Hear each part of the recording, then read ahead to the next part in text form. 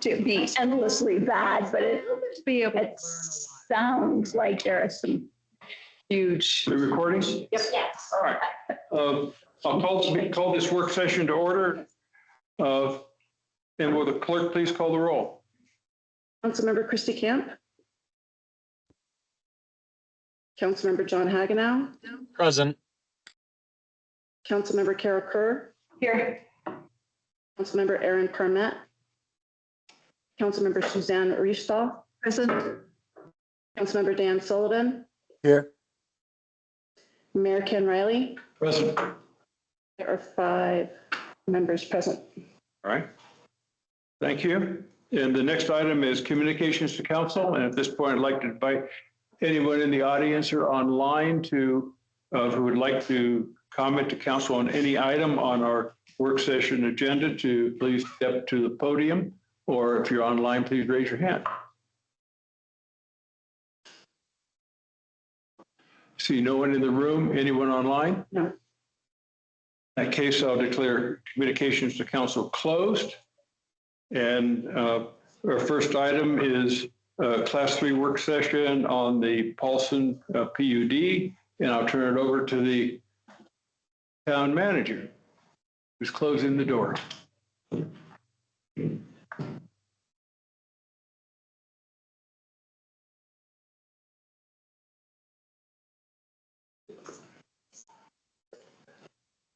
Sorry. Oh, just you can start up. Yeah. So today's work session is a class 3, as this was part of the code prior to the ordinance that changed class 3 work session reviews. And this is an opportunity for a developer or a property owner to present an application to either the Planning and Zoning Commission or to Town Council for the purpose of hearing preliminary feedback in a non-binding review session about a proposed development. So today, this is a work session looking at the property at 72 Paulson Place, which is zoned Paulson PUD zoning district. And this work session is reviewing a proposed zoning amendment that would alter the existing Paulson PUD zoning district to create 2 single-family units of density. This PUD is a single acre parcel, right? It's a one property PUD with a 2.623 acre parcel. And it only has the single family residence owned by Don Thomas and Catherine Paulson Thomas on the property. And this application is looking at adding a second unit of density onto this property. This comes from the background, which is that prior to the town's incorporation, an agreement was made between Vail Summit Resorts and the property owners to transfer 1 unit of density from a property known as the Cornucopia Mineral Survey to the Paulson PUD. And because the town does not have a transferable development rights program, this is not one of the methods that can be used to transfer this unit of density, though there are other mechanisms that allow a second unit of density on the property.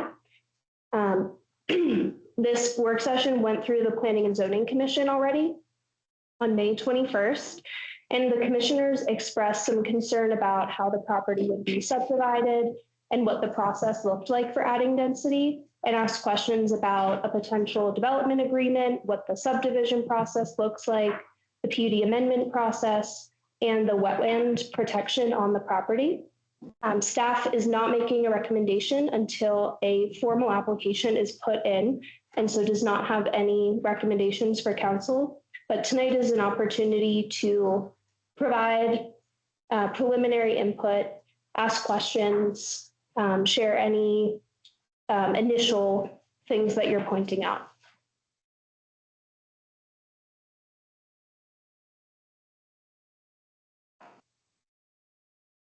Thanks.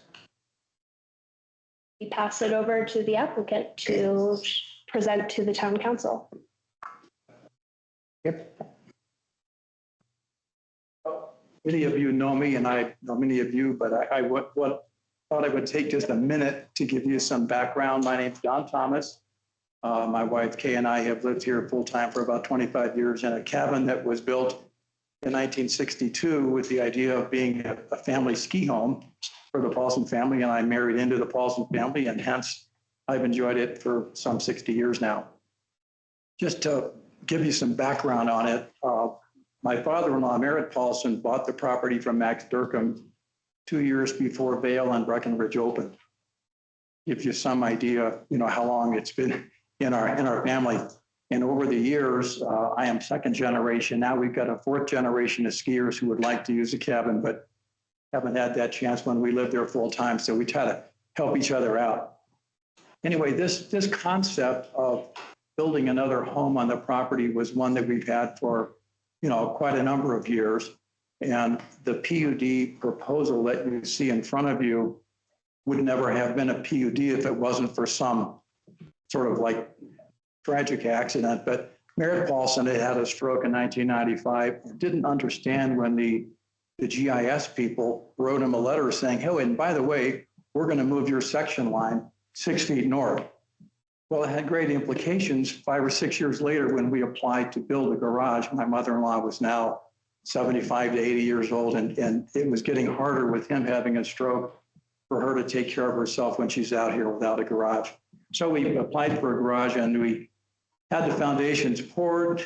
Surveyor came back out and said, Don, this snowstorm is not that much fun to do surveying work in, but I can't make it close no matter what I do. I tried and tried and tried, but I can't make the survey close. Because it turns out nobody had known that the section line had been moved. GIS knew, we didn't know.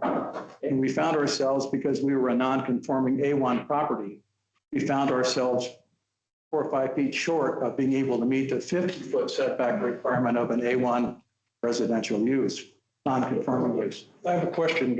Yes. I'm confused. GIS has the authority to unilaterally change property lines? I can't answer that. I assumed it was GIS, but it's a federal agency that does that. Change property lines? Federal agency? Property line was moved 6 feet north, and that's why we're here today. I'm confused because I thought that would have been a government taking of land.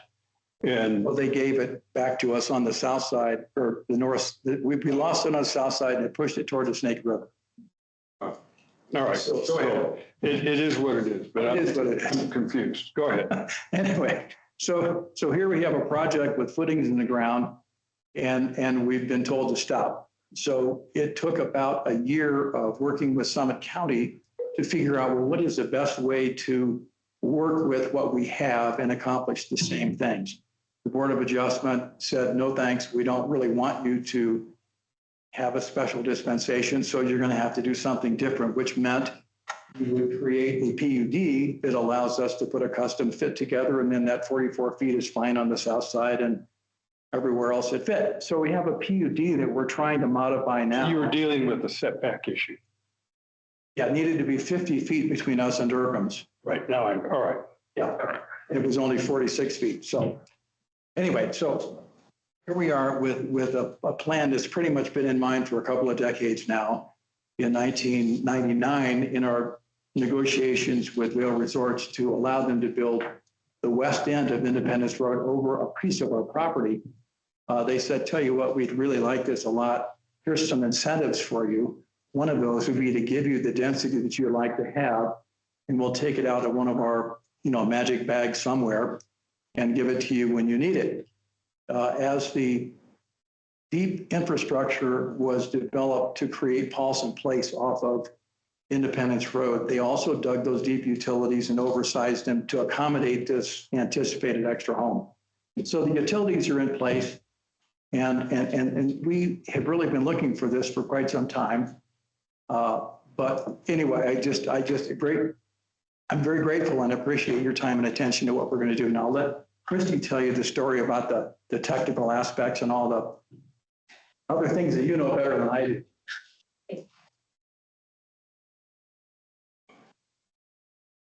Well, good evening. My name is Christy Matthews Lydell.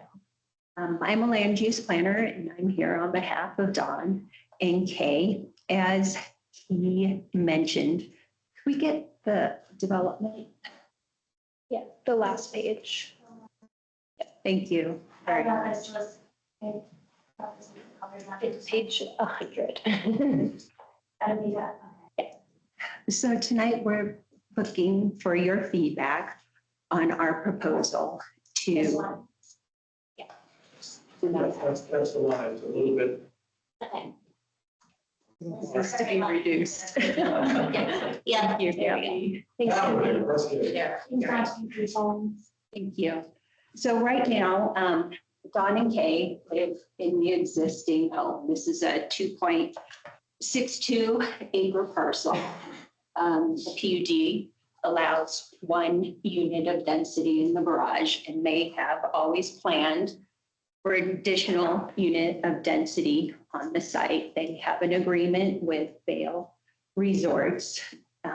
They were promised that Vail would convey, or I guess it was K-Red back in the day, would convey a unit of density to the Paulsons, and it would be placed on this property. So infrastructure, well, the water and sewer lines were sized to accommodate an extra unit of density.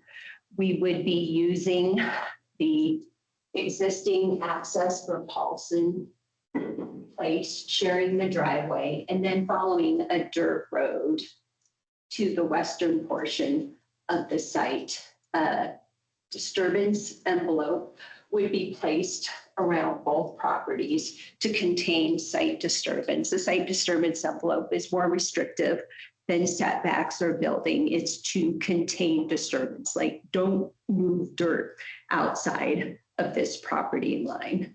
So as part of this proposal, to allow an additional unit of density on the Paulson property, the Cornucopia Mineral Survey. It's a private in-holding in the middle of the Forest Service to the southeast of Keystone, approximately 25 acres on the hillside. It's in the county. It has 2 development rights associated with it because the parcel has significant wildlife value.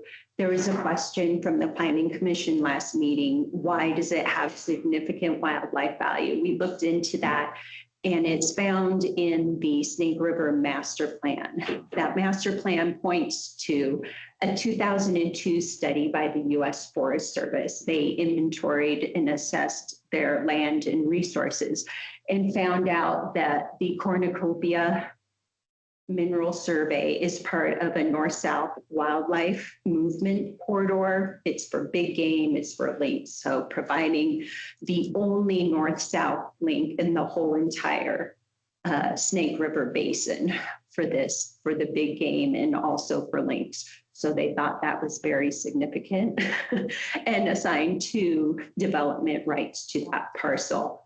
It is designated as a transfer, like you can send that development rights off of it and locate it somewhere else.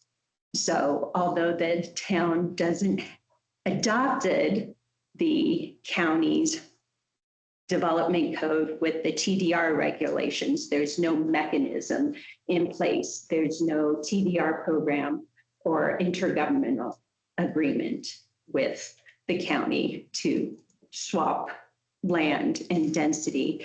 We believe that if you are supportive of this request, the process would be a development agreement.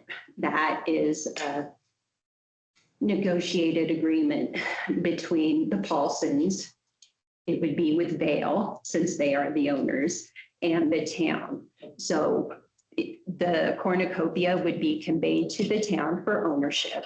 In return, 1 unit of density would be placed on the Paulson property, and the other unit of density that has been assigned to the cornucopia would be credited to Vail for use in the future somehow. I don't know how or where they want to use it, but I see 2 TDRs on that site. So I think 2 TDRs should be given in return for the conveyance of the property.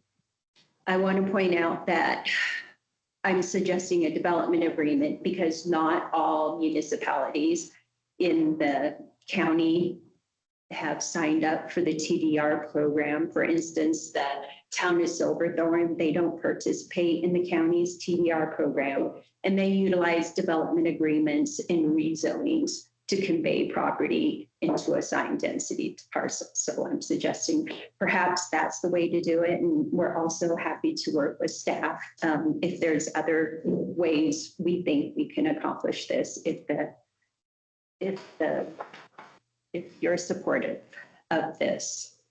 We believe the Paulson PUD is an ideal location of receiving area for that extra unit of density. It's surrounded by development. It is sized already, the water and sewer, and a road is in place for that extra unit of density. As I said, site disturbance envelopes will be platted.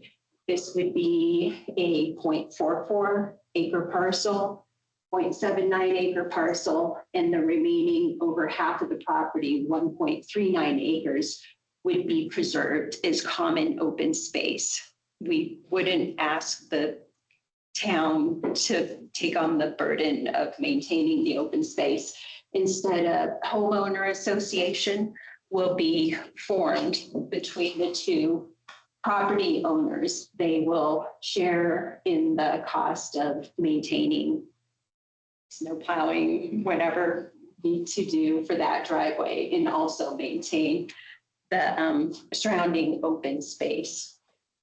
The surrounding open space has a lot of wetlands area. The open space is a means of protecting that wetland area. Our wetland consultant is with us on tonight virtually. His name is Virgil Best. He conducted a wetland delineation for the property.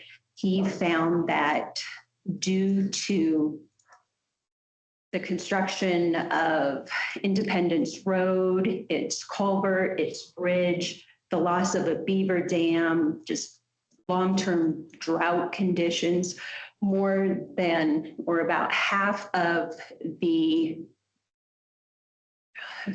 plant material out there has dead or dying stalks on it. So this is not high quality wetlands.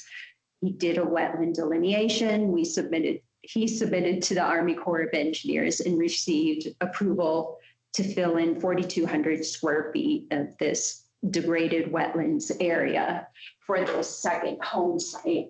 In return, one-to-one mitigation will be provided. We're thinking right now, this is where the mitigation would occur. We're looking to improve the quality of the wetlands on site, get the groundwater, get the surface water flowing again, provide more species, hold that, have the soil retain moisture better, and just improve the whole wetlands complex.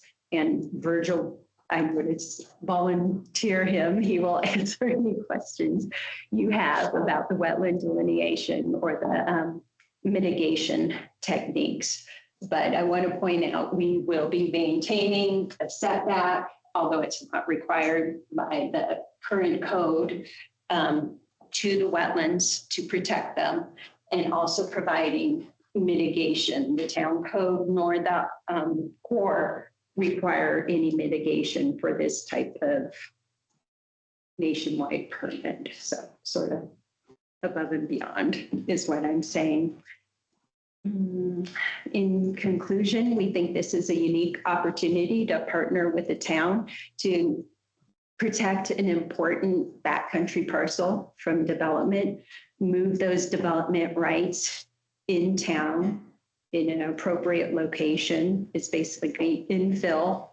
It's surrounded by development, and improve the overall functioning of the wetlands. It might be timely to just point out that this site has always been designated by the Snake River Comprehensive Plan as a receiving site. Yes, Thank So this you. is not an inappropriate use for something that was held second thing. Yes, so we're not increasing density is what we're saying. The cornucopia is a sending area. Paulson property is a receiving area. So if we were in the county, that would be how we're doing it. But then the town was incorporated and adopted the Snake River Master Plan in its TDR map, which shows the same thing. Cornucopia being a sending and the Snake and the Paulson being a receiving. So generally in the global sense of things, there's no upzoning or creating density out of thin air with the conveyance of the cornucopia. But there is. Mr. Town Manager, does this result in an increase in density? We are not a receiving area. Despite what one map might show, we don't have the program In place. Yeah. in place. The language designating us as a receiving area is not part of our land use code. So that being said, they are 100% correct that for a long period of time before the town was incorporated, that transfer of development rights had been under basically approved by the county. I'm not going to speak for the county. So before we start talking and asking questions, I just kind of want to remind everyone that no decisions, absolutely no decisions are being made tonight. This is a very complete plan. So it would be real easy to drill down into some of the details, but you cannot ask them to make any changes. You can't do anything like that. This is important for several reasons. You're considering basically changing a PUD, and that PUD in many ways was put in place for specific reasons the way it was. So, and you're creating density. That's a big thing for a town to do. It's not improper for a town to do, but it's something that needs to be done with deep thought. And that is why we're not a receiving area for the county, because it's important that the town controls its own density. And if we were an official receiving area for county transfers of development rights, we'd lose a large portion of our say over what our density is. So those are just a few things. Is this a good idea? Can you see going forward with this? Or this is a no starter? Or here's some changes you might want to consider. But no decisions are being made. And if our attorney has anything to add, she sent out a good email earlier this week. Yeah, I don't have anything else to add. Any questions from Councilmember Haganah? Thank you, Mr. Mayor. What sort of, and please correct me if I'm wrong, but I don't recall a decision like this being on our agenda since the town was formed. So what kind of precedent, binding legally or not, could this possibly set? Because we're talking about one density unit, right? Which I know some people might believe is a lot, some people might believe is nominal. But I'm more concerned about the precedent this could set for the 150, 200 density units, like an astronomical development, right? Like what, I think you're getting the point of my question. I'll let our attorney answer legally in a second, but politically, what you're doing is setting a basic benchmark. If you want any more density, you better come up with a plan, a program, a concept as well thought out as this concept. And one that is not just asking for density, right? There is historic context to. There's historic context. There's a public good concept to this proposal. There's there's what disturbance is it on? They're not having to dig a new sewer line through an existing neighborhood. All those issues are in their favor. The issues not in their favor are this was zoned with 1 unit of density and it was done so for a particular reason. And it's not a wise thing to just overthrow precedent of previous law bodies, whoever that body may have been. But I'll let our attorney answer the legal aspect of this. So, I mean, any land use application is going to be a quasi judicial hearing. And a quasi judicial hearing means that you decide the application based on the evidence that's before you in the application and as it relates to your town code. This one is a little bit unique because it doesn't really fit into a nice, simple box because the Keystone has not adopted the TDR program. And so we'd have to finesse something with a development agreement for that TDR program. I think that if the council and the applicant wanted to move forward with this and there weren't significant concerns related to the house, the additional unit of density, there may be other ways to do this without using the TDR program.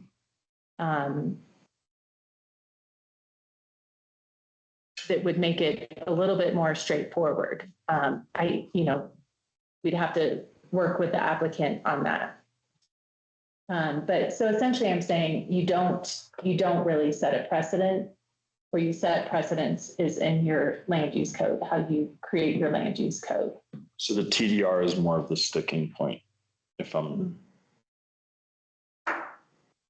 Well, I mean, because it's not, we're not part of the TDR program, so we'd have to enter into a development agreement on it. I'm totally sorry if I missed the 30 seconds on it. Could you give the 30 seconds on the TDR? Okay. Technically, there is not a TDR as part of this program. Before we incorporated as a city, the applicants had long discussions with the county and with Vail Resorts about transferring the density from the cornucopia mining claim up on the hill, transferring a unit of density to this property. Yep, understood that. And because since we incorporated, and since we are now no longer a TDR receiving area, finding that unit of density has to be generated by the town. And previously, before the town was incorporated, in theory, the applicant could have done this without much of an issue because it was a TDR receiving area. I won't speak for other governments, but I do know I've been. Would it have been by right? No, it would have had to have been decision. This had been worked on for a long time and there was not much pushback. Last I had. Okay. So instead of transferring the density off the cornucopia mine, like before, they're proposing donating the cornucopia mine to the town of Keystone as a public good involved in a new PUD modification, protecting wildlife up in that area. Councilmember Sullivan. Thank you. The question, two quick questions. The cornucopia mining claim, I assume that's contiguous to our town area. No. Is that correct, or is it not? No, we are certainly the closest town to it. It's up above, up Jones Gulch, kind of. So we're going to own a piece of property that's really not by our town. Is that correct? We are going to own a Forest Service inholding, which would be a valuable thing to trade for property contiguous to the town. Okay. That was the, okay. So what, any liabilities or issues with us having that? Or is it And I'll all let our goodness? attorney answer those questions. I would think we would want to understand the property a little bit better. I don't know much about the property, so we would want to have that information. as to whether there are any liabilities. But the idea with the TDR is that you're protecting environmentally sensitive areas and prohibiting development on those areas and putting then the development arguably where it belongs. And that's the policy question of the town is, does it belong in the town? I don't know if that property is actually developable. I don't know that. Okay. Well, I mean, the concern I had when I saw it was a mining claim, do we have any issues with, chemicals and, typical things you would have like old mines that have closed that are a real EPA issue? I mean, that was the kind of the question I was having. So we don't know. Maybe, do you know? Well, I was just gonna say, if it would help, I have on my little phone. Sure. Okay, so what I can tell you is that in the research that I've done about the cornucopia, do you all know where the Roberts Tunnel pathway is east of Settlers Creek? It's on the south side of the Snake River. And if you were to go to Settlers Creek and then take that pathway east, basically at the same level of the Snake River, about 1,000 feet east of Settlers Creek, the very north end, the downhill end of this mining claim is about 450 feet from that pathway. And it extends along a ridge, which looks a lot like Jones Gulch. You can see it if you look at Google Earth, you can trace it, but it goes to within about 500 feet of the Idabel mines. So it's basically the extent of that ridgeway making an X pattern. It's a very tight X, but it kind of follows that gully. If you would like to walk it sometime, I'd be happy to discover, but I didn't see any evidence of mine disturbance. Okay, and I'm sorry, I had one other question. Just a second, Dan. Oh, sorry, go ahead. They had further explanation, I believe. Yes, thank you. A similar question was brought up during the planning commission, and it sounded like the town would ask for an environmental assessment of the property just to make sure you're not taking on any liability. So we understand that. We can work with you on that. Thank you. Continue, Dan. Yeah, and I appreciate you were talking about the open space that is not covered by the two houses, your current home and the proposed one, that you would upgrade it, I guess, to make it a more, wetlands type.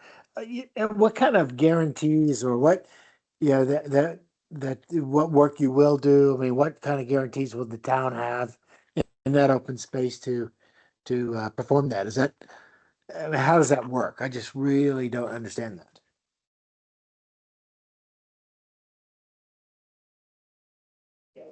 Well, we can certainly add that to the development agreement as to what you want to see. We will submit our nationwide permit.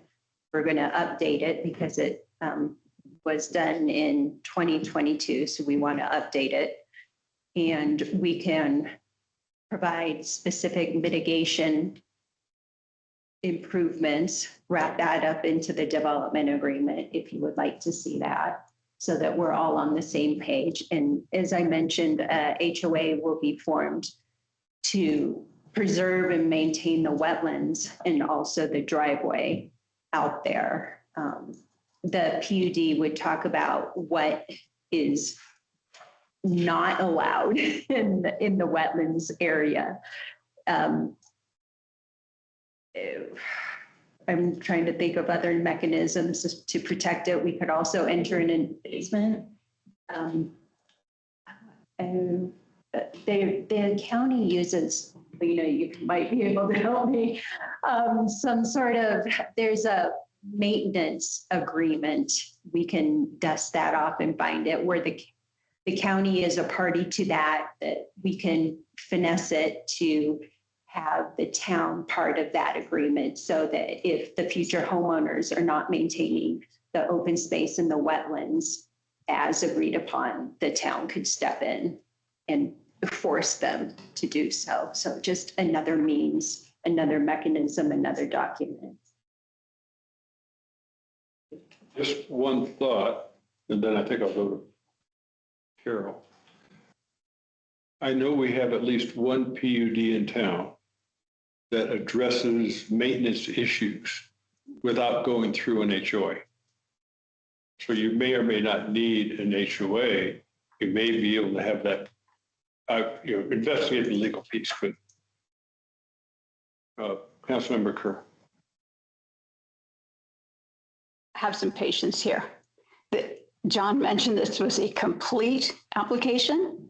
I'm going to say it seems like a fairly complex one. So Christy, you talked about rezoning to 2 density units, collaborating in a development agreement with Val and Paulson PUD and the town to transfer units so that, and we would pick up 25 acres in the, almost 25 acres in the backcountry. There would be wildlife protection involved and wetlands preservation. Sounds good. I am, however, what's the word? Not confounded, but I'm struggling with this 2 TDR transfer. So if we had adopted the county map, there are in fact many dozens of receiving sites throughout Keystone that the county had decided. And that's probably one of the reasons we didn't adopt it yet, because we'll make our own decisions. Is that fair, John? Okay.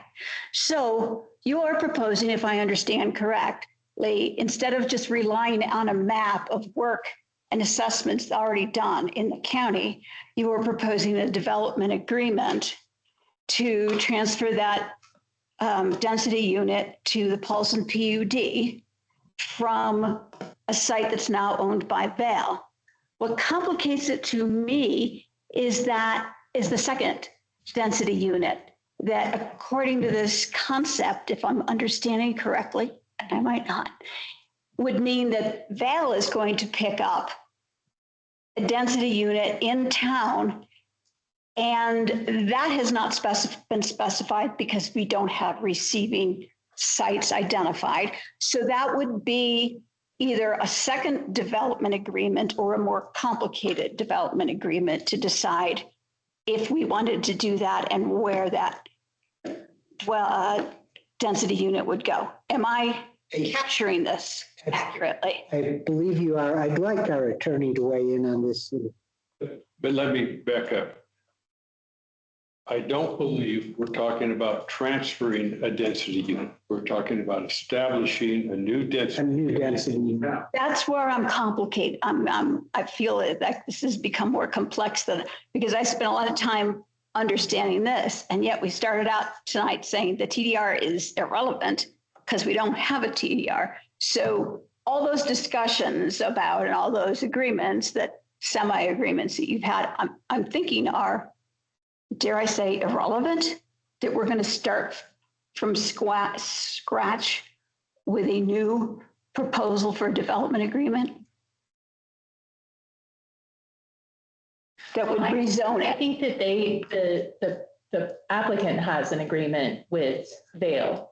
I haven't seen that agreement. I don't know what it looks like, what it promises, what it says. I don't know. So it would be a separate agreement. It would be between the town, the applicant, and Vail. For 2 different density units, One for the or as Paulson. Ken just mentioned, we don't need to even think about densities units. We could just, what are you proposing? We could just rezone it? No, it's just you are establishing a new density unit. Am I right? Yeah, Vail. Okay, and what, Vail owns the Cornucopia Mine, which has 2 county density units in them. Right. As a public good of part of this proposal, Vail would give the Cornucopia Mine site to the town. And that's one part of the proposal. And another part of the proposal, because we cannot exchange density. We can't do contract zoning. We can't do what? Contract zoning. We can't change, we can't add density in exchange for just straight up fiduciary gain. It has to be a public good. But as part of the program, the town would create 2 units of density, both covered under development agreements. One would probably go into the Keystone PUD owned by Vail Resorts. The other would go onto the Paulson property owned by the applicants. But it's all part of one big plan. The public good is we get the cornucopia mine, which we can, assuming we even want it. The benefit for us in that is we could trade it to the Forest Service, likely for land adjacent to the town, contiguous to the town. Let me try to apply plain talk. We're essentially saying, since Val is offering to give it that almost 25 acres gratis, not really, they still, it's a TDR without using that phrase. Thank you. So it's still, so I come back to my original question, which I didn't say yet. Why do these 2 transfers need to be linked? Is it because the only way that you can pick up a density unit is from getting it somewhere else? They are already owed a density unit from Vail. The reason it needs to be linked for us is because we want that. And do we want another density unit in Keystone, in the Keystone PUD? Because if we actually had a TDR map, we would have thought that. Because Vail would have to give us title to that property, correct? It's owned by Vail. To which property? The cornucopia. Yeah, I get that. Yes, they wouldn't do that if we did. The new density unit that Keystone would pick up in town. 2 new density. Is that, well, they're giving it 1, 2. Yeah, 1 to them and 1. And so Keystone would end up with 1 new density unit, probably put it in Keystone PUD. Do we get any kind of, does the development agreement take a look at that? And is this what we want? Is this the location we want? Yes, because it's we could do it as, it's an agreement. It's something we sit at the table with. Okay. Yeah. I appreciate your comments. It's a complex project. And so it's following the development agreement. The development agreement sets, it's the mechanism, right? It allows this. And then we would have to come in for a PUD amendment, and then you would review it like you always do, a class 5 site plan application. And then we would also, to create that second parcel, we would submit a subdivision application. Just a whole new. Right. And so you would also have the opportunity, the development agreement would recognize or credit, in my mind, this is how I'm picturing it, and open to, I'm flexible, we could talk about it, do whatever you think is best, but credit Vail somehow with a development right. And then they have to come in and amend the Keystone PUD to add that unit of density into the PUD. So you. Yeah, I think I'm tracking. What I'm hearing is that if we had a TDR map, all this thinking would have been done. We would have said, okay, these are the sending areas we're interested. These are the receiving areas where we would like more development. So in the absence of that, we do a development agreement that's specific to these, right? Okay. Can I ask another? Let me clarify one thing. Yeah. On the Keystone PUD, the density, is it assigned to individual properties, or is it more of a bank that's then allocated as development? This would be a unique and new piece of density, unless they chose to stick it. I don't know if they can put it in the bank. They probably can't put it in the Well, bank. I mean, if we're talking about amending the Keystone PUD, that's complicated.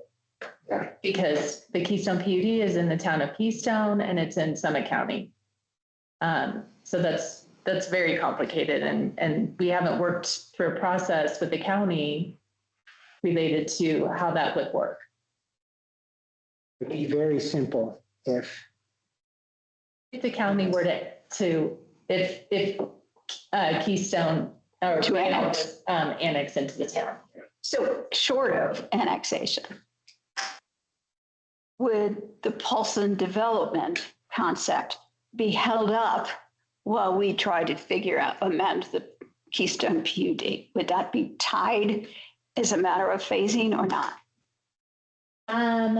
I think that, I think it would be beneficial for staff and the applicant to meet with me so that we can talk through some of these issues, because there are a lot of legal complications related to this. And I think we need to talk through that. Okay, fair. Can I ask? Go ahead. Okay, this is a simple one. So, Mr. Thomas, Don, you've been working this for a long time. And I can tell because some of the studies have some age on them right now. And my question to Jess is, if it got to the point of an actual application for a subdevelopment, do some of these need to be updated?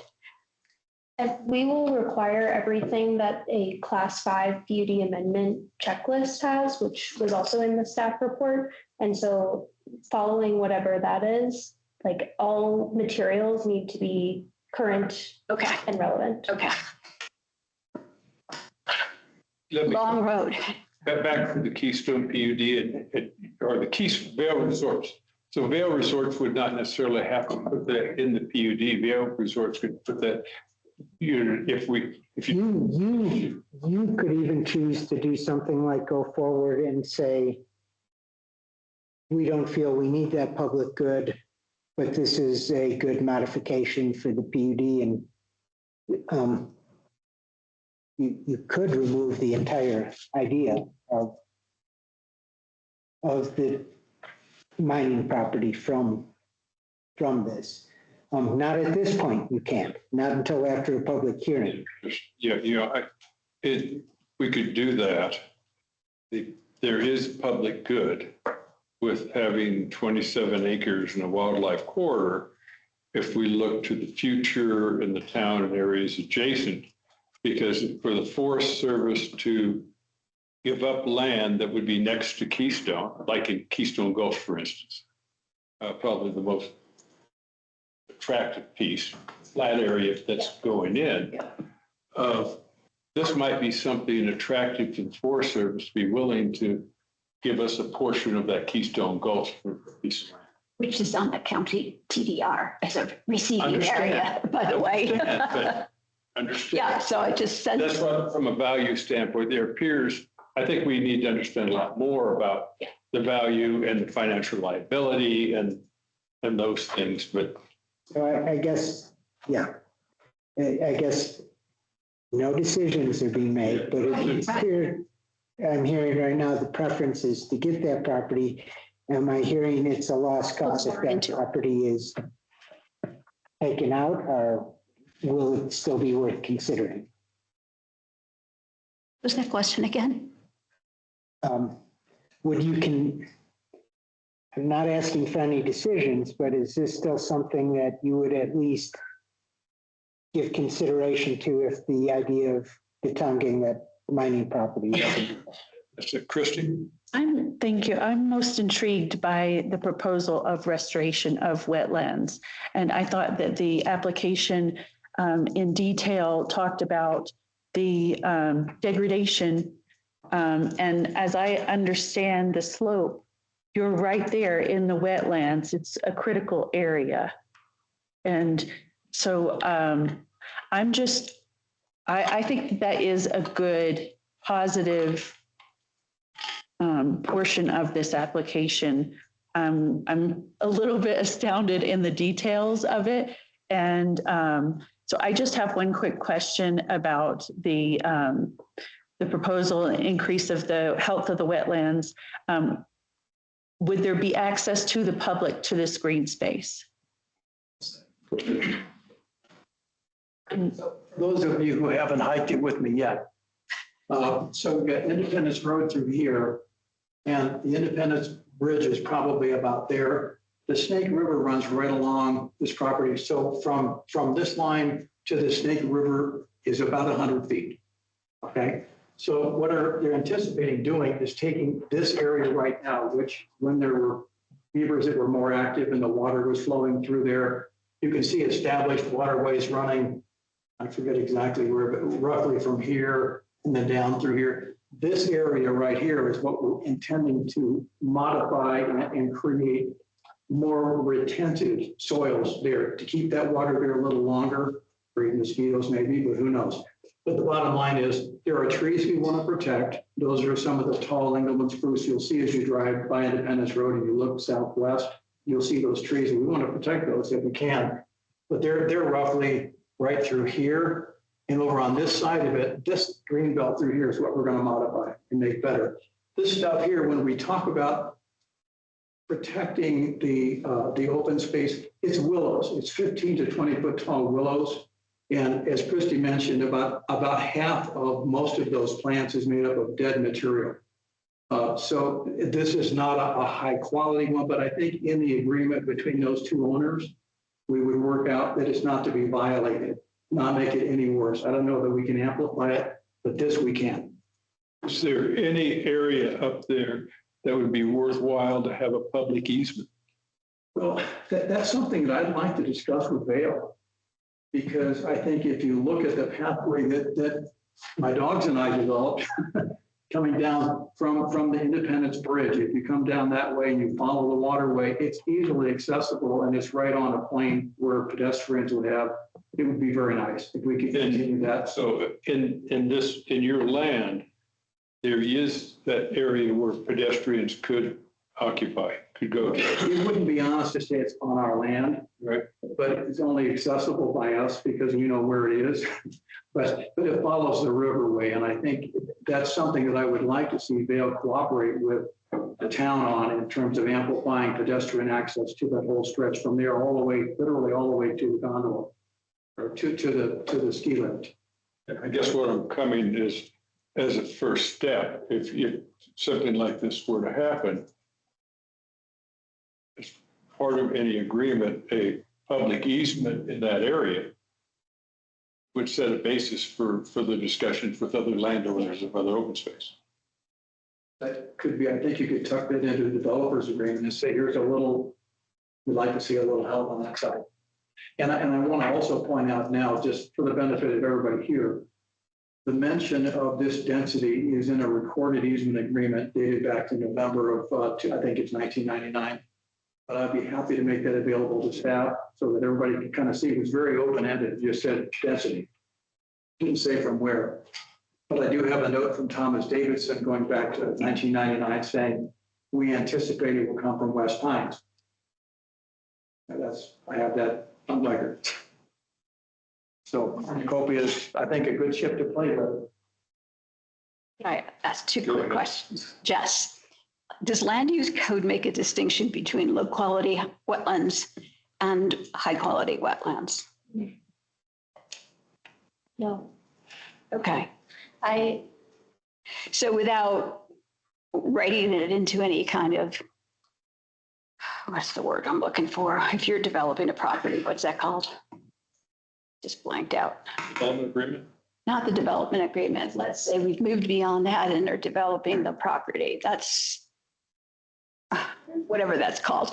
Can it be written in? Would it be appropriate for it to write into it the protection, the preservation of the wetlands? Is that, I mean, we've heard good things. I get that, but people turn over properties. Can it be written into that? Are you asking about the PUD amendment? I guess so. That is something that could be addressed in a PUD amendment. Okay. Yeah.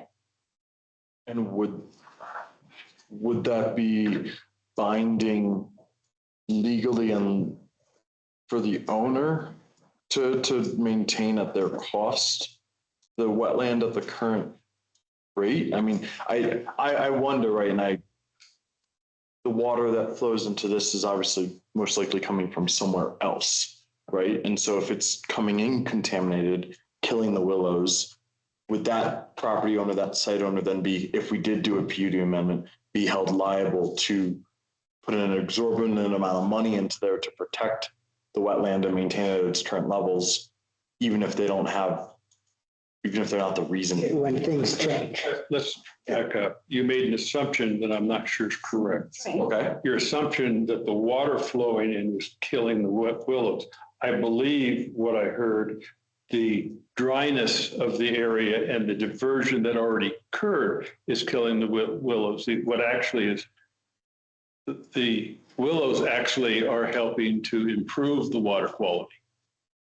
And if I may, my read of this many page concept is that it is part of their plan, and they actually have a plan, right, to preserve the wetlands that are there. Regardless though of my assumption, and thank you for the level set there, they would be liable regardless of it's their. No, we could write it in such a way that they are not allowed to take any steps. Degraded, but Degrade outside of the plan, and if natural things happen. Right. my only other comment, or I guess if are we giving guidance here or something? Yeah. Is the fact about the environmental survey on the mine. Completely agree with Councilmember Sullivan on this, that was my immediate, we're getting a mine. Well, is there going to be lead and mercury and all this stuff that we're going to be now responsible for mitigating? And same issues. If they find gold and jewels, we'll take the problem. But Which would make me wonder why you didn't already do that. So yes, I would like to see more of evaluation and understanding of the water quality, the sources of the degradation, and the wildlife and the underlying ecosystems. Impacts. Yes. Virgil, could you help us out? You'd be allowed to speak, pardon me, consultant, thank you. Findings from your delineation. Thank you. Virgil? You did. He is muted, but he. I don't know that we need to know that tonight. Were we not? Yeah. I was just Questions about what could be part of our. That's where I was going, is that would help to give a weighted to the I feel like we're almost guessing what is the cause and what is the value and how to restore those wetlands. So more information or evaluation would be helpful. I've got my microphone clear now. I'm happy to undertake any additional levels of understanding the ecological dynamics of the site. What the information you have in front of you now was based on assessment and evaluation over the past several years. The current changes and our long-term drought and the water table of the river that used to feed the deep root zone of the willow complex. There are a number of dynamics that have changed and shifted over the years. The depths of the river channel itself, referred to as incision, that's the depths of the base of the channel versus the height of the banks, allows water to flow away from this area much more quickly than it did 15, 20, 50, 100 years ago. Several different things have changed in that deep hydrology.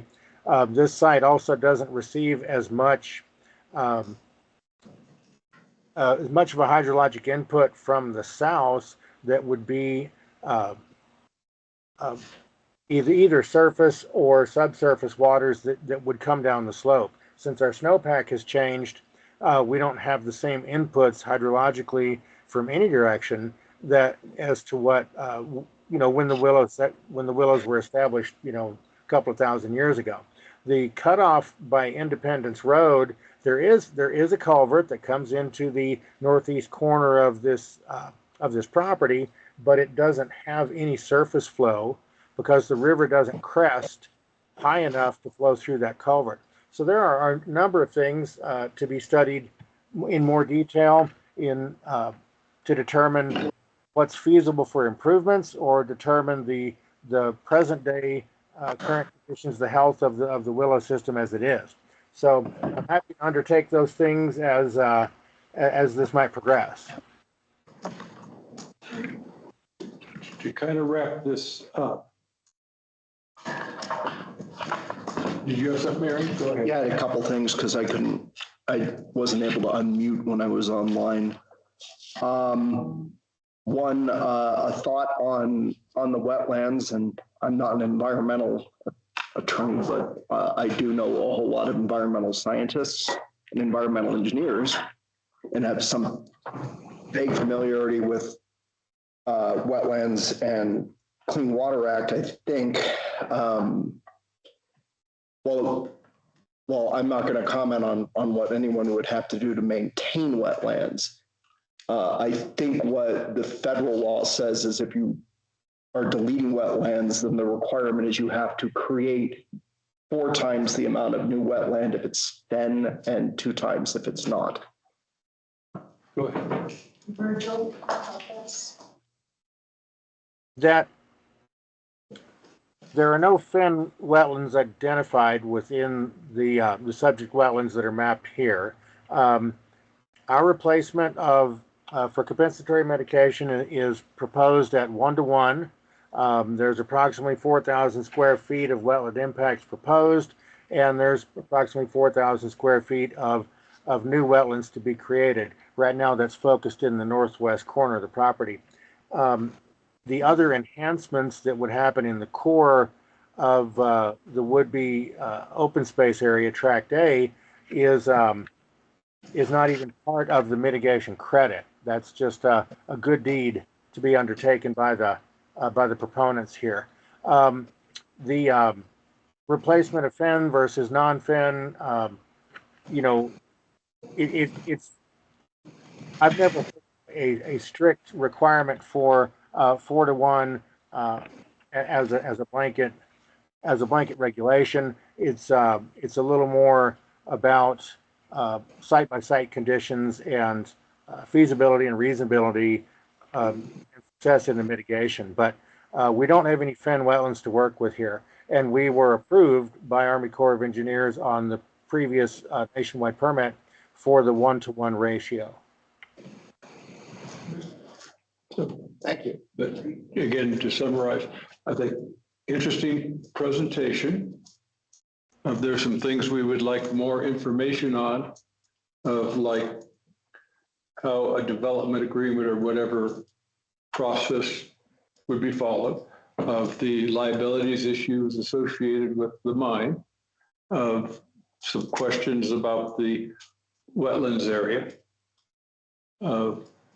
And it'd be interesting to see how it progresses.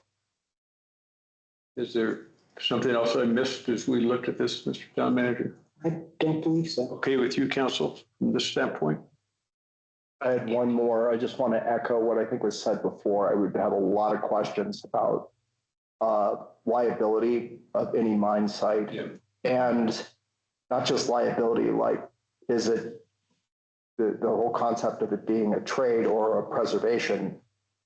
If it's unbuildable terrain, then there may be zero interest in trading or preserving. Except it's a wildlife corridor recognized by the Forest Service. That doesn't matter if it's not buildable. It may not be seen as having any worth. Is there a way to find out the value to the Forest Service? Is that an inquiry that could be made? I would guess not at this time. Not because it's not ours. Like with a service trade, you can do a land use appraisal. Or, I'm sorry, land value appraisal. They have people in the department who will do that. Probably not too many that are reviewing them these days, but Yeah. for another swap that I was involved in, there was an appraisal of stuff. Yeah, my understanding right now is that there are a incredible load of vacancies, like land swaps are on temporary hold. Yeah. And we're not even in a position to talk about a land swap for Yeah. No, but an appraisal request sounds like interesting. they even could do it. I would hate to hold up this whole process on an appraisal request on the Forest Service, which might take years. I hear you. I mean, the liability question is definitely The something. liability question is a huge issue. One last question. Is there a state, because I'm just aware of regulations by the state to counter with some of the federal exemptions that are currently available for taking advantage of wetlands. So I just wanted to put out there that there could be state regulations that are aiming to restore stream and wetlands. And then I think I have another wonder, which is, my wonder would be if the goal was to give this to the Forest Service. Sorry. Let me mute that.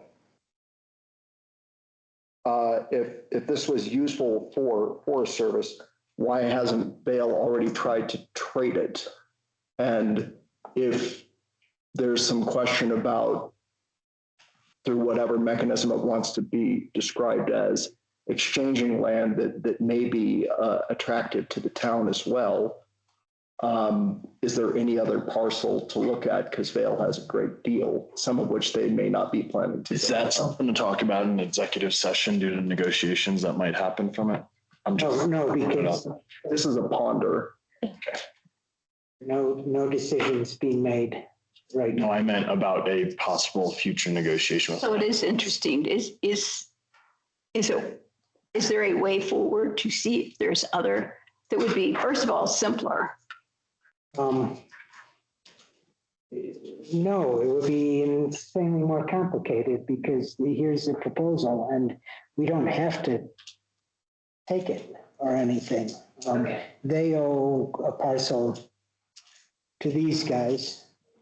Among themselves, they decided the cornucopia was the correct parcel. You can say, go out to Vail to them and see if you have other parcels that might be, but this is their proposal. So, and it would be entirely proper to say, yeah, see what else Vail can bring to the table, but that's up to the Paulson PUD. And Vail Resorts, not. For us, it's whether we're going to accept what they eventually bring to the table in their final proposal. I'll ask the applicant, does this give you enough of a thought of where our heads are? Luckily, it's on tape if you want to go back and say, what did they say? Because we're specifically precluded from giving you any direct guidance of what we will or will not. Yep. I know that this is not the kind of issue you can just fold up and put in your pocket and say it's done. I guess what I want to know from this group is, have we done the kind of homework that you would expect? Complete respect for your system and your requirements. Have we brought enough to the table? Or is there a quantity left that we haven't addressed yet? I mean, that's something that we can work on behind the scenes until we meet with the town again. I would presume at the plan level. Would that be appropriate? Mm-hmm. So if you can give us just a general straw vote of, generally speaking, we're in favor of this moving forward. If we can work out, we can't do that. It's up to you. We've given you some feedback about additional information that would help strengthen and help us make the decision. You're going to stop me if this is wrong, but if I were you, I'd kind of rewrite that and take all that TDR discussion out because it was the history with the county, it's kind of irrelevant. And also update the relevant studies per Jess's guidance. If I'm allowed to highlight, I think that there was a lot of question around the liability of that mine. And so, again, we legally can't say whether we're in support of it or not, but I think that would answer concerns or questions if this were to come up to a full vote. And the evaluation of the restoration, any health assessment and chances for improvement. think Virgil's report contains most of those questions and answers. And I think if we look at that, I'll look for some highlights and see if there are any gaps. I'm sorry. Yeah. And you can see, because I think you have a sense of how we're thinking. Right. And I think we're all stewards of the same wetlands, you know, and it's like what we want to do is be responsible to the highest level that we can to not screw that up. Okay. Well, thank you so much. It's very educational, Don. Thank you. Probably the most complicated item we've talked about on land use so far. All right, financial statements. Hey, question. We have a lot of work in about another little over an hour. Is there a way to expedite financial statements? Anyone have questions on a financial statement in the package?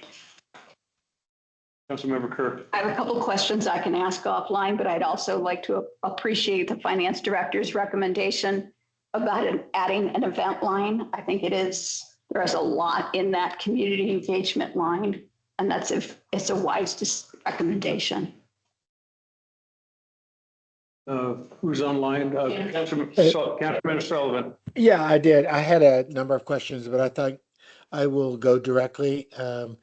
The only one I wanted to make more broadly is that I do worry about our budgets and that, income is down, expenses are up. And so we just need to be very conscientious about non-budgeted items moving forward and its impact. But other than that, the items I do have, I'll get directly to our finance director. Thank you, Mr. Mayor. Two very broad questions that I hope are softballs. God forbid, if a fire were to hit us, do we have a slush fund or some kind of reserves we can use for supporting our government? We have. We don't have slush funds, and that might have been the wrong word. We have millions of dollars in our general fund. Perfect. And then. So our fund balance currently is 3.3 million. Okay, so 3.3, perfect. And on a very high level, back to disruptions, I think Councilmember Sullivan mentioned the ski season, or maybe I just read it on the slide here and I'm forgetting, but we had a bad winter. If we have a bad summer, how are we going to look, and what concerns or contingencies would we be ready for? We've already got a lot of bookings for July. I know that much. That's the only real month in summer that has a significant impact.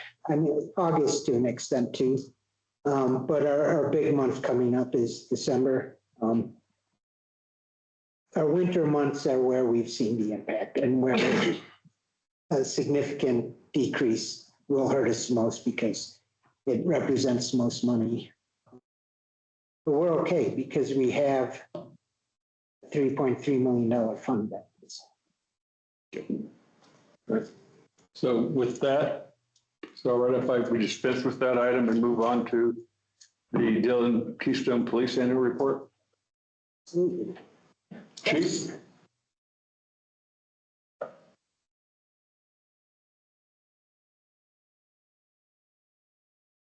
Good evening.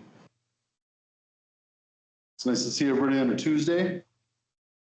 Apparently my previous Tuesdays have been under a black cloud because it seems like everything happens on Tuesday. So in your packet was included annual from June to June. Pretty basic overlay of what's going on after the first year. I do think it was some interesting comments from Councilmember Hagenau about having an off winter, so to say. So some of the data and stuff that we look at, you know, the numbers that we're looking at going into this winter, you know, obviously everybody hopes that winter shows up, but it's not super reflective of what our winter was like. I think there'll be some interesting data points that come out of what everybody would consider the real winter. So obviously moving into summer, it's no secret. There's a lot going on. We're in the middle of a drought. The fire danger is off the charts, and you know, obviously with what's going on, I would be remiss if I didn't recognize our federal partners and their loss that they suffered this week. Just tragic, what's going on throughout our state. We're not immune to that. I think it's no secret that the fire department has taken a very proactive approach into education and what that looks like. I would ask that you speak with your neighbors, get everybody that you can sign up for SC Alert, messaging and things like that that are going on, I think are continue to be very, very important as we're in the middle of fire season. So I would entertain any questions. Like I said, fairly short read, pretty high level look. I know that this group always has great questions, so we did try and schedule some time at the back end of it for that. So, Questions? John. Thank you. Chief, great to have you here as always. I was blown away to see that there was no other canine in county. What did previously dual purpose, I presume, is drug and apprehension? Okay. So I presume there was a partnership or something in place if there was ever a need for a canine. Where did those canines come from? And it depends on the canine. There's a long, convoluted history in this county of, for a while, the sheriff's office had a canine program. Previously, Dillon had a program, but it didn't included the apprehension piece. So it's been very spotty over the years. We do think it's an important piece of our package. Obviously, the funds that go into actually fund that program are not as steep as some people would think, but it does require the right tools. When I say tools, it absolutely has to have a handler that is competent in a variety of things. And in the dog world, they always say, you know, the dog is the smart end, you know, the handler is at the dumb end of the leash, but that is not true in law enforcement. So we took the opportunity because we do have the right handler in-house today to do that. Obviously, as I noted in my packet, there's stuff to look forward to in the future of, you know, what does that package look like? You know, it is no secret that we try and staff equally on both sides. Our night cars are very, very important. I do see a canine component on both sides of the week. And one thing that I did note, especially with, you know, where we're at, right, with the event schedule and everything that's going up, it is not uncommon for organizations to have other in-house tools available to them. To your point, historically, if you have to call out, the corridor right now, like the I-70 corridor, right now is really just kind of catching up, as is the state. There's a lot of dog resources that are coming on board throughout the state, and it depends. Some agencies are very comfortable having, you know, drug canines specifically. Summit County is very unique because, you know, some agencies that don't have the search and rescue resources or the tracking abilities, that's not a huge focus on to us right now because there's world-class assets that we have available with a phone call. So it very much depends on where you're at in the state, what kind of resources you can get. You know, the dual purpose apprehension piece of that, there isn't a lot of them currently. I mean, we have surrounding, I mean, Brown County has a very good, robust dog program that has numerous dogs. But as you go up into the Vail Valley, they have not as many apprehension dogs, but they clearly have a lot of drug dogs. As you read in the newspaper, they have incredible seizures between, you know, Utah and Vail, for instance. So looking into the future of what that looks like, continued growth of that, but we have to have the right people to do that because at least in my mind, that's kind of a sticking point, right? If you don't have the right person that should be doing that, it's not as, if you don't have the right person doing it, then we probably wouldn't be doing it, to be quite frank. And it sounds like, I just have one, follow-up question on that. It sounds like that a lot of the other counties around us are neighboring areas do have some sort of program or some really good ones, like you mentioned with Grand.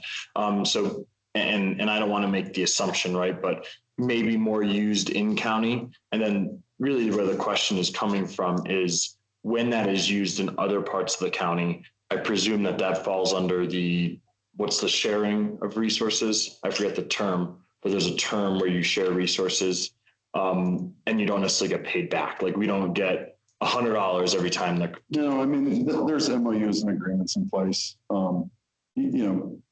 Bigger types of cases, that reach like DEA threshold and stuff, you are included in some of that sharing piece of that, but it's really hard to do that in Colorado. But we're not asking for any repayment of that. Obviously we play a resource game. So when we have bigger incidents that happen, we have an expectation that people will come in to help us and we will help them as well. I think that's called mutual aid. Thank you. That's exactly the term I was thinking. Sorry. And obviously within reason, right? You're seeing a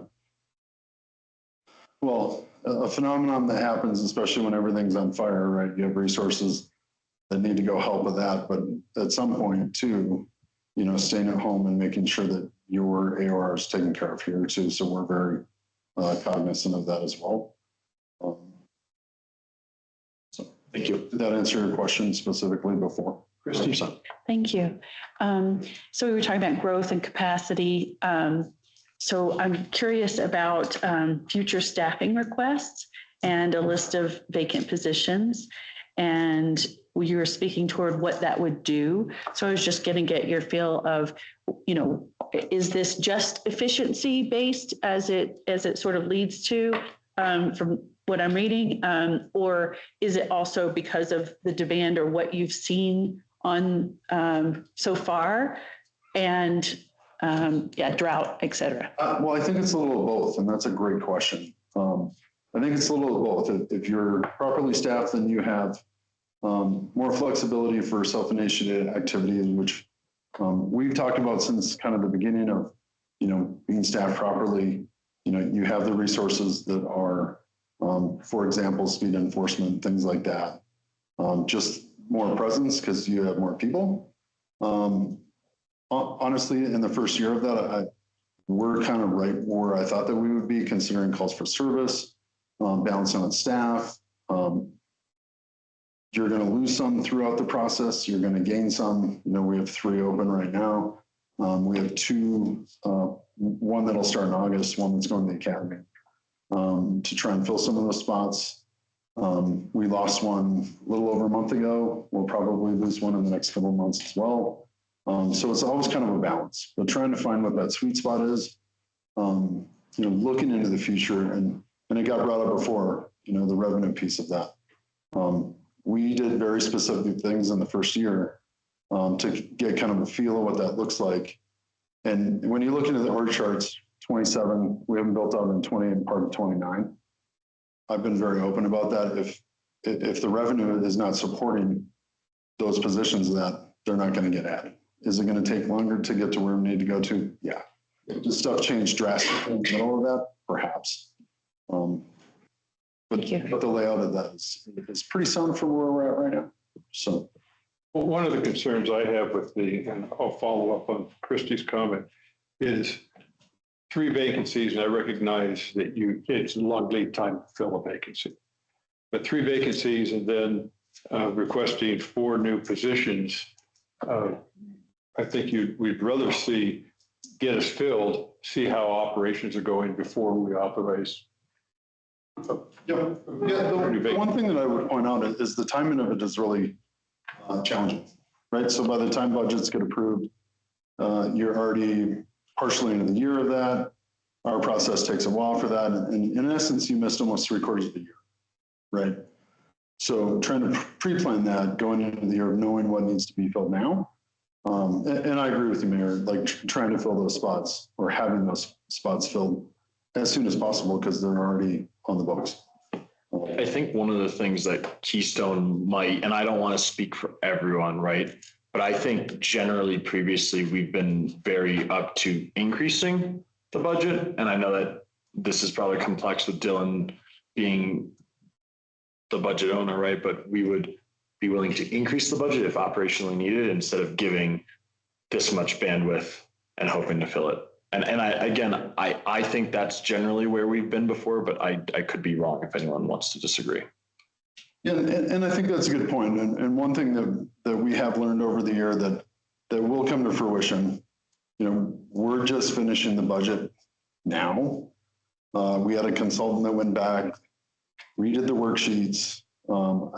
I'm not going to release any of those data points until we have a meeting with the town manager and the finance director to make sure we're on the same page. We will walk through that step by step. I will tell you now, we did not spend what you allotted, nor do I think it's appropriate that we would expect payment for stuff that we didn't spend.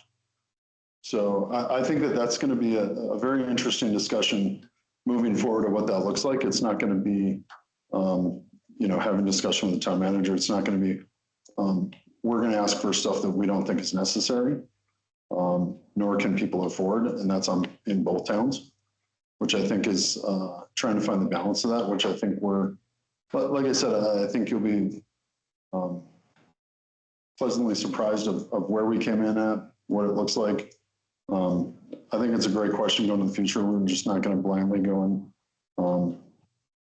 Is it conceivable that we're going to ask for a significant amount of spots that we know aren't going to be filled? But conceptually on paper, those are where the numbers are going to go eventually. So it's going to take some effort to get there as well. It's a question of vacancies versus authorized funds.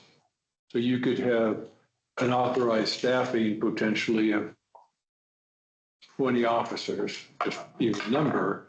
The ideal staffing you're looking at is a full-time staffing of 18. And so you're budgeted at 18, but that gives you apparently the authorizations would give you the ability to anticipate some of those losses, to have backfills in place. But of course, the risk would always be you don't get the loss as you go forward. But is there any data available on metrics that would support an increase in staffing, such as response times, which other communities use? Response times has been challenging.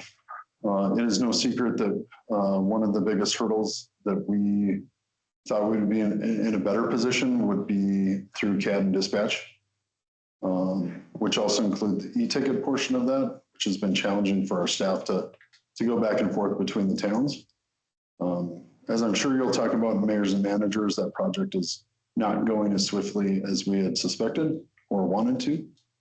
But we're going to continually dig into the data pieces of that. And as far as like the monthly reporting, clearly trying to address some of the templates that you provided. The response time piece of that, the comm center director has already started to do. There's 3 different variables. One is emergent. There's a couple of classifications that I don't think necessarily are ready to be given out to the greater population, because there's some factors in the data that I don't think are appropriate. One of the things that he has right now is, so when we have an officer that gets assigned a call, and it depends on what the call is and how we manage or prioritize that, where if it sits in the queue for a long time, it screws up all the data. So we are going to have a discussion if we can do like the top tier calls of that to really get an idea and show you like what the real response times for especially the tier 1 type of calls are. Yeah, and that's why that's really what's reported to the public in those other communities, is the tier 1s. I got to be honest with you, like as this CAD and the RMS project goes forward, the data sets will become a lot better. Obviously, that's why I'm very supportive. That has not materialized as we had thought. And pulling certain data sets out of it are a little more challenging, especially having 2 different entities and trying to track that. So the comm center has been tracking Keystone and Dillon differently. We actually went in by hand and compared and contrasted, and they're not as accurate because some of them are based off of GIS. As you know, there's pockets of county, like what does that look like? So that's one thing that I really look forward to as this other project kind of gets going. It's going to take some time. So we're actually looking at other ways to strategically provide that data. And a lot of it is actually picking out and doing it by hand. So, the questions, let's go to Christy and then John. Okay, thank you. That was very interesting. I was really glad to see this professional development area and especially officer wellness. Just one quick question about active threat response. Is that including like a de-escalation training? Absolutely. So all of our officers are required to do the 40-hour CIT class. There's three things that we really prioritize, and it depends on where you are. If you come in and you're a new officer, getting through FTO and getting your feet and having people around you to mentor and learn the business and what it really looks like. We're not going to send a brand new officer to a CIT class in the first 6 months of that, because it is an amazing class, first of all, when you talk about de-escalation, when you're dealing with a variety of calls. It's pretty overwhelming for someone that really doesn't know what they're doing yet to get immersed in that. So that's a little later. One of the first things that we do is actually the medical component, which is called, right now it's TCCC. So, you know, blood loss control like that. And then later in that, we actually require people to go to a basic SWAT school. Does that make them a SWAT officer? No. It exposes them to some other concepts and really kind of brings that together. So that's kind of over the first couple of years. But the CIT portion, and if you talk to a lot of officers that work for us or in the county, that they hold the CIT class in very high regard. It is incredibly challenging, especially with the actors and stuff that they bring in. It opens up a whole new world to some. But that is obviously going to continue to be one of our priorities. De-escalation and having the ability to deal with people in crisis, what that looks like, changing every day, because you never know what you're really going to come across. But we really try and provide those resources to our staff. And the development piece of that, like it got pointed out to me last night. I dealt with a person last night at a kind of non-issue event. It got pointed out to me that I dealt with that situation much differently than someone that was probably a little newer. It's not just that I'm older and have gray hair. I just have a little different look sometimes and some patience that an officer actually from another town came up later and said, that was pretty interesting how you guys dealt with that. So long and short of it, obviously one of our priorities, that's not going to change. Thank you. The officer wellness piece I will bring up, we're looking at truly the wellness piece of it. CIRSA for a long time was doing, you know, basic medical evaluations. There was a great program that screening for kind of the big killers in our profession, being, you know, stress and heart attacks and things along those lines, which, you know, the mountain towns, kind of by design, you have a lot of really healthy officers that enjoy being outside and doing other things, but we are going to take a look at actually upping some of our game in that, using Sigma Tactical and coming in and actually doing true evals and setting baselines, really kind of develop a better program. Health, you know, as people get older, and one thing that got pointed out to me, you know, we're elevation, right? So when your doctor says everybody should be on oxygen, and there's just a lot of interesting things over the years that have come up that we're going to take a kind of a closer look into, and how do we plan long-term? Because, you know, that's obviously needs to be budgeted and what that looks like, but healthy and happy employees seem to perform much better. So we're very cognizant of that as well. Somebody else had a question. John. Thank you. Not necessarily a question, but just a quick comment. Health is also mental health too. And I think it's easy to think about the heart attacks, but so my question was about investigatory activity. So you have 468 cases initiated, 339 cleared, and then 26 active cases. roughly around 100 is what I jotted down as not closed or active. What would what would an example of one of those 100 be? Or what, is there a general recurrence in those? Generally, it depends. It depends on the time of year. Why I put like the complex fraud cases that are going on right now are everywhere. You'll see us post stuff from time to time because there's very specific ones. There is a very nice older lady that lives in Keystone that they figured out people had called her and sending an Uber to her house. We have business owners that know that when she comes, they're not going to sell her a money order.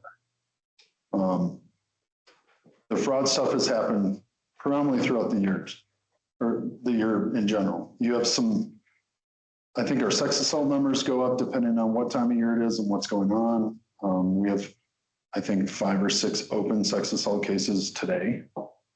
So that's in that number. Theft cases, kind of the gamut of that. It really depends on what time of the year it is. Like our theft cases, I would have thought would go up over the winter. After bike season, our theft cases didn't go up the kind of way that we anticipated that they would. And so those are that 100, roughly 100 gap that is not an active case, but wasn't closed. Is that just a cold case or? Yeah, sometimes they get closed if you don't have any further information or if you can't solve it. Pending further information, it'll get put in active. And as our detectives actually have time to prioritize that, never ends until it gets closed. Unfortunately, not all of them get closed. But I would say that their motivation to not leave things lingering is very good between the two of them. They're very motivated because they don't like that. Do you know roughly just and again, the 100 roughly is 1/5 of our total cases initiated. Is that on par, less than, equal to other departments? I'm trying to get the counselor that they used to be able to run clearance rates. We are usually one of the top 2 in the county, usually by a lot. Okay, cool. And I will say there's a couple of factors that go into that. I think our number is kind of relative to the size of the organization we are and our geographic footprint and the numbers. I would say that we try and prioritize so our detectives have the time to spend on those. There's other organizations that probably have double what we have. They have double the population. So they might not be able to necessarily spend the amount of time it takes to finish something or, try and generate more leads or, so our clearance rates are usually very high. There again, I'm going to try and make sure that report actually is consistent because that's something that I would like to put in a monthly package of where we're at, what's open, what's not open. The mayor provided a pretty basic template that one of our sister agencies uses. Some of that is captured in it, like dollar amounts and stuff like that. At this point, especially with some of the bigger fraud cases that we got on, we'd spend more time trying to figure out like what the cost really is. Because we're talking, we have one going that's 7 states, going internationally. So for us to even come up with a number of that, it would be really hard for us to do that. So. And I have one more on there, if that's okay. Thanks. Could you explain the difference between arrest warrants obtained and arrest warrants prepared? So yeah, great question. So as you go through, a criminal investigation, and you need to generate information, you're going to prepare search warrants, arrest warrants, phone warrants, digital warrants. Like there's a lot of different warrants. Sometimes the district attorney will agree with you. Sometimes they will not. So for 71 of these cases, the district attorney basically said, thank you, but we're not going to issue a warrant. That's not the only part of it too, is if a case takes a totally different direction. You could have prepared a series of warrants. Maybe they reoffended or got arrested for something else. There's quite a few factors that can go into that, but preparing a search warrant, depending on the complexity of it, Takes a significant amount of time. You know, why I throw the DA may not agree with it. I would say, you know, what their priorities are as opposed to ours. If it's something very small that, you know, sometimes we even get the, don't bother moving forward with this because we don't have time to do it. It's going to get dismissed, which is really unfortunate. It doesn't happen a lot, but it's happened. So we try and push that as much as we can, because if you go through the work to actually put something together, you know, and it fits into what your case motivation is, you know, there's definitely some latitude in there. Might go some way, might go a different way. Carol, thank you. On TV, you never see them apply for You just search warrant. judge in the middle of the night, right? Obviously, we have insatiable interest in your operations. I just want to back the mayor's play in urging really good data for data-driven decisions. It's awesome. But my 3 questions, and we can deal with them quickly, are quality of life issues. First of all, you have a reference to quality of life calls. What the heck does that mean? Briefly. Which section is it in? The kinds of calls you get, you respond to? Just wondered what that would refer It's to. like a wellness check. Sorry. I just want to make sure that I'm accurately describing what page is 7. Thank you. I do not have it pulled up. We've already taken more time than I thought we would. I can ask you this later. Let's do that. So the death of our community service officer was truly a tragedy for his family and for the communities. Yep. So not to say, put that aside, but moving forward, what's the plan for a community service officer? Oh, yeah, that's a tragedy of epic proportion. Epic, yeah. For those of you that didn't know Corey yet, because he was new to us, he was not new in the county and he lived here. Corey was a pretty extraordinary person. We were fortunate enough after the fact, I got to spend more time than the family wanted, you know, probably making it through that piece. We've already reposted that position. Okay. We have some applicants that are very interested in that. What kind of training is involved after you've selected someone? Well, I'll tell you, so Dillon used to have a community service officer program. Mm-hmm. So they deal with code enforcement, they help with traffic crashes. There's a wide range of stuff that they can be trained for, stuff that they can do. Corey was really an attractive applicant because he served as the civil deputy for the sheriff's office for many years. So he already understood a lot of the background, the civil, the code piece, and being a police officer for quite some time. We were really looking for him to come in and start building that program, what it looked like. But you know, we already have the program laid out on paper. It's been done there before. But yeah, I mean, it's a significant loss to our position. organization in the community, right? Okay. Are we looking maybe 6 months before? It depends. We have people that are interested in it. Some bring really great experience. Some are really new, looking at, you know, sometimes it's a stepping stone that people, you know, want to get into law enforcement. It's a non-sworn position, at least the way we have it set up. So it's a really great opportunity to learn a lot, especially in the code piece. Like the code piece is pretty complicated of why we wanted to bring it back. You know, having a new town with a robust business setting, you know, Dillon's business setting is quite complex some days. You know, having that day-to-day interaction with your business owners, with the administrators within the town, or what that looks like from a code piece of what people can and can't do, and kind of the face-to-face, you know, if a business owner has a question and you have somebody that walks into the business to have a discussion about how it's going. Right. And things like that. We just see. So Chief, this is exactly why we really relish when you come here, but I have a third quality of life question. And that is, there was a comment in there about concern about employee retention. So I have a twofold question. One is, what is the average time in the department for your officers, if you can guesstimate that? And second, why do they leave us? Well, I would say right now, probably 65 to 70% of our employees have been there more than 5. Okay. In fact, the person when we left actually was there less than a year. The one that we anticipate losing will be here less than a year and a half. The majority of our staff has been with the organization for quite some time. Like I said, our attrition rate is really low comparatively.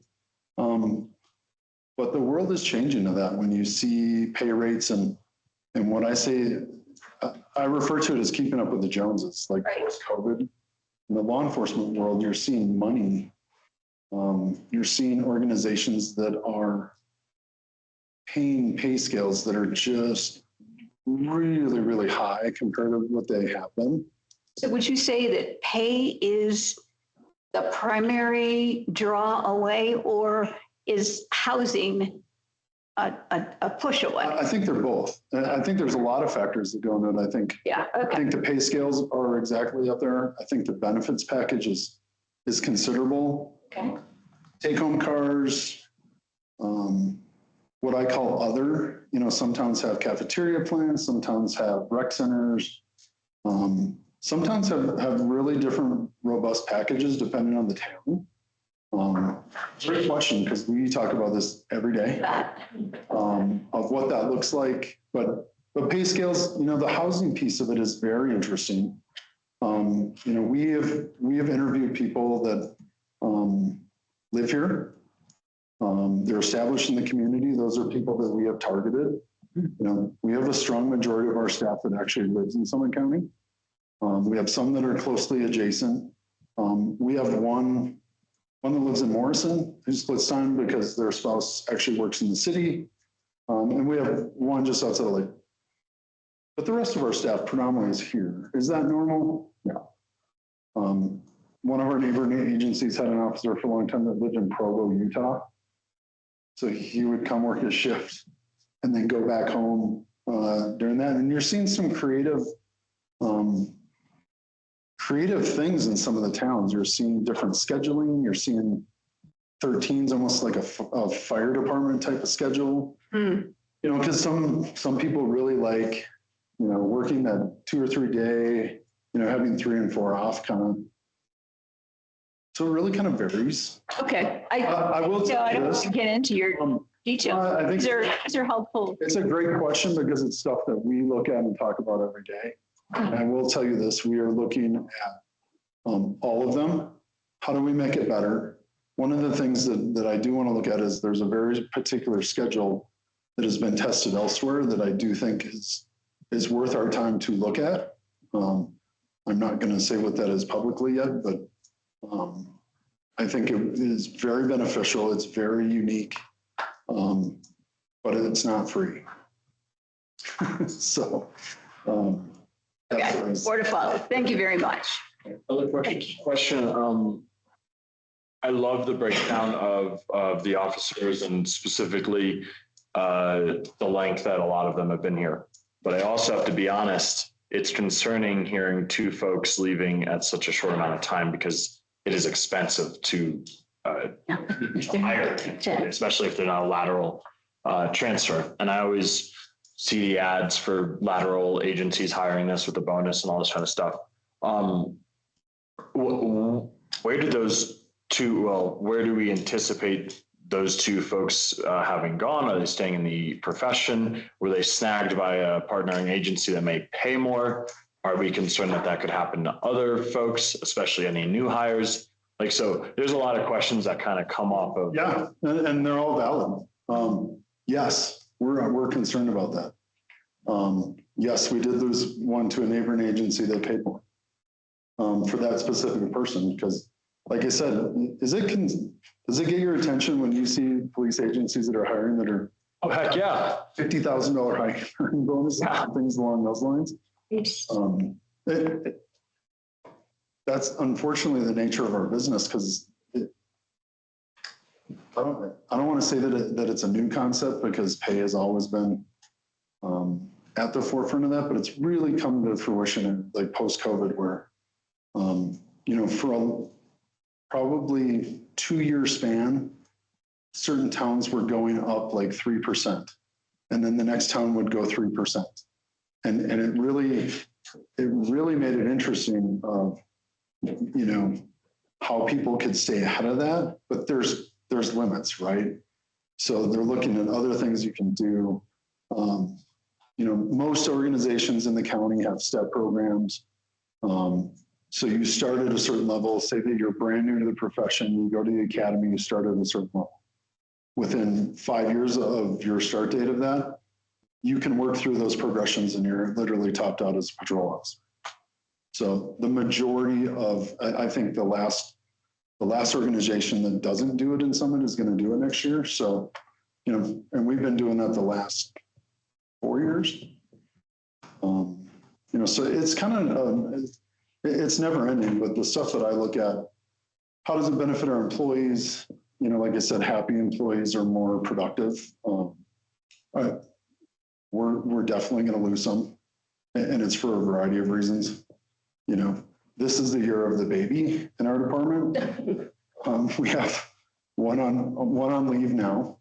We have one on leave in August, and potentially one more later in the year, which for a smaller organization, that's a really big deal, having people gone, but it's probably the greatest thing that they're doing in their life too. So, trying to balance out those holes and what that looks like it's always challenging.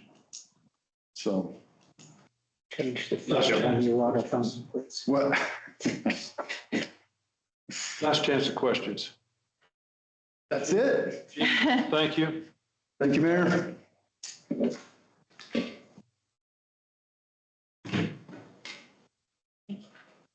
Thanks. Don't worry, you'll be back and we'll have more questions. Next item is, we have two choices. We have a lot of items to go. And I see that dinner is out there. Would you entertain? Is she here for one of these? Which one? I don't know. Housing helps. Habitat for Humanity commitment. What? Speaking to housing. Okay. Okay. Thank you. Questions about that too, potentially. See, I don't think we're going to get through everything. All right. So what I would recommend is go get food, come back, and we go right into destination blueprint. I'm good with that, especially since Amy's been online for close to 2 hours. Thank you, Amy. All right. So if that's okay, we are in recess, and please make it necessary potty break, dinner, and back. Wow. So comeback time is? Comeback time is 5 after. Okay then.